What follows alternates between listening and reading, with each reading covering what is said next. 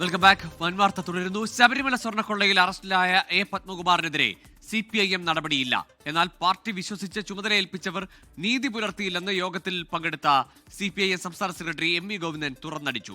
സ്വർണ്ണക്കൊള്ളയിൽ പാർട്ടിയിൽ ആർക്കെങ്കിലും പങ്കുണ്ടെങ്കിൽ കർശന നടപടിയെന്ന് യോഗത്തിനു ശേഷം MV ഗോവിന്ദൻ പ്രതികരിച്ചു. ശബരിമലയിൽ നഷ്ടപ്പെട്ട ഒരു തരി സ്വർണം നഷ്ടപ്പെട്ടുകൂടാ.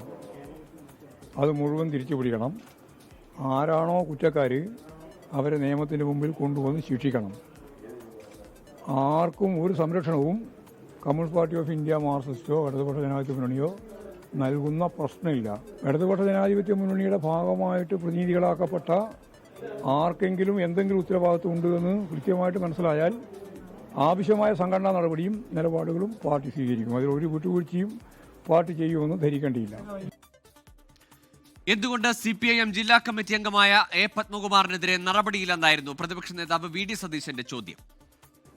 2 CPM നേതാക്കന്മാർ ശബരിമലയിലെ സ്വർണ്ണക്കള്ള നടത്തിയതിന് ജയിലിലാണ്. മോഷണ കേസിൽ പ്രതികളാണ് അറിയപ്പെടുന്ന 2 CPM നേതാക്കന്മാർ. ആ പാർട്ടി ഒരു നടപടി എടുത്തോ? അതാണ് ഞങ്ങളുടെ ചോദ്യം. ആ പാർട്ടി ഒരു നടപടി എടുത്തോ? മിണ്ടുന്നില്ലല്ലോ MV ഗോവിന്ദൻ, പാർട്ടി സെക്രട്ടറി.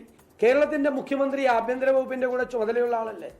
ജയിലിലല്ലേ നേതാക്കന്മാർ 2 പേര്? അദ്ദേഹത്തിന്റെ ഏറ്റവും അടുത്ത ആളുകളാണ് ഈ 2 പേരും. നടപടി എടുക്കാൻ എന്തുകൊണ്ടാണ് പേടിക്കുന്നത്? അവര് പ്രധാനപ്പെട്ട CPM നേതാക്കന്മാർക്കെതിരായി മൊഴി കൊടുക്കുമെന്നുള്ള പേടിയാണ്. അതാണ്.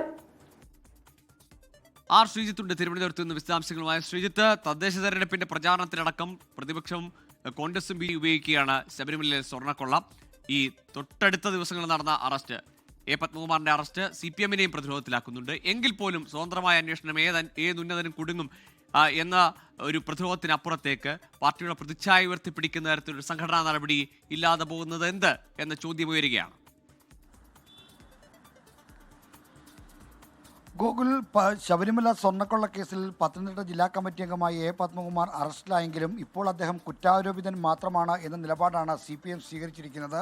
ഈ കാര്യത്തിൽ പാർട്ടിക്ക് കൂടുതൽ വ്യക്തത വരുമ്പോൾ, അദ്ദേഹത്തിൻ്റെ പങ്ക് സംബന്ധിച്ച് കൂടുതൽ വ്യക്തത വരുന്ന ഘട്ടത്തിൽ ആവശ്യമായ സംഘടനാ നടപടിയെടുക്കാമെന്ന ധാരണയാണ് കഴിഞ്ഞ വെള്ളിയാഴ്ച ചേർന്ന CPM-ന്റെ സംസ്ഥാന സെക്രട്ടേറിയറ്റിൽ ഉണ്ടായത്. അതായത് തൽക്കാലം പത്മകുമാറിനെതിരെ നടപടി ഉണ്ടാകില്ല എന്നതാണ് ആ വെള്ളിയാഴ്ചത്തെ സെക്രട്ടേറിയറ്റ് യോഗത്തിൽ എടുത്തിരിക്കുന്ന തീരുമാനം. അതുതന്നെയാണ് ഇന്നത്തെ പത്തനംതിട്ട ജില്ലാ കമ്മിറ്റി യോഗം കഴിയുമ്പോഴും നമുക്ക് വ്യക്തമാകുന്നത്. പത്മകുമാറിൻ്റെ പങ്ക് എന്താണ് എന്ന കാര്യത്തിൽ കൂടുതൽ വ്യക്തത വരുമ്പോൾ നടപടിയെടുക്കും എന്നാണ് CPM-ന്റെ സംസ്ഥാന സെക്രട്ടറി MV ഗോവിന്ദൻ അവിടെ മാധ്യമങ്ങൾക്ക് നൽകിയ മറുപടി. ഇതിൽ നിന്ന് ഒരു കാര്യം നമുക്ക് എന്തായാലും വ്യക്തമാണ്. ഈ പത്മകുമാറിൻ്റെ പങ്ക് സംബന്ധിച്ച് SIT അന്വേഷണം മുന്നോട്ട് പോകുമ്പോൾ കോടതിയിലും മറ്റും ഇത്തരം കാര്യങ്ങൾ അറിയിക്കുന്ന ഘട്ടത്തിൽ, അല്ലെങ്കിൽ അദ്ദേഹത്തിനെതിരെ ചുമത്തിയിരിക്കുന്ന കുറ്റങ്ങൾ സംബന്ധിച്ച കാര്യങ്ങൾ കൂടുതൽ വ്യക്തത വരുന്ന ഘട്ടത്തിൽ മാത്രമേ നടപടിയെടുക്കാൻ സാധ്യതയുള്ളൂ. അതൊരു പക്ഷേ പഞ്ചായത്ത് തെരഞ്ഞെടുപ്പ് കഴിഞ്ഞായിരിക്കും നടപടി. ഈ ഘട്ടത്തിൽ പഞ്ചായത്ത് തെരഞ്ഞെടുപ്പിൻ്റെ ഘട്ടത്തിൽ പത്മകുമാറിനെതിരെ നടപടി സ്വീകരിച്ചു പോകുന്നത് ഈ അറസ്റ്റിനൊപ്പം നടപടി കൂടി വരുമ്പോൾ അത് പാർട്ടിക്കും സർക്കാരിനുമൊക്കെ വലിയ ആഘാതമുണ്ടാക്കുമെന്ന് CPM നേതൃത്വം മനസ്സിലാക്കുന്നുണ്ട്. അതുകൊണ്ടാണ് ഇപ്പോൾ തൽക്കാലം നടപടിയില്ല എന്ന ധാരണയിൽ മുന്നോട്ട് പോകുന്നത്. എന്നാൽ പത്മകുമാറിനെതിരെ സംഘടനാ നടപടി എടുക്കാതിരിക്കാൻ നിർവാഹമില്ലാത്ത സാഹചര്യമാണ് ഉരുത്തിരിയുന്നത്. കാരണം അദ്ദേഹം ഈ കേസിലെ 8ാം പ്രതിയായി അറസ്റ്റിലായിരിക്കുന്നു. അദ്ദേഹത്തിന് ഇപ്പോൾ ജയിലിലാണ്. അപ്പോൾ ഈ ഘട്ടത്തിൽ നേരത്തെ PPDVക്കെതിരെയും മറ്റും സ്വീകരിച്ച പോലെയുള്ള നടപടി പത്മകുമാറിനെതിരെയും എന്താണ് ഉണ്ടാകാത്തതെന്ന ചോദ്യം CPM-ൽ തന്നെ ഉയരുന്നുണ്ട്.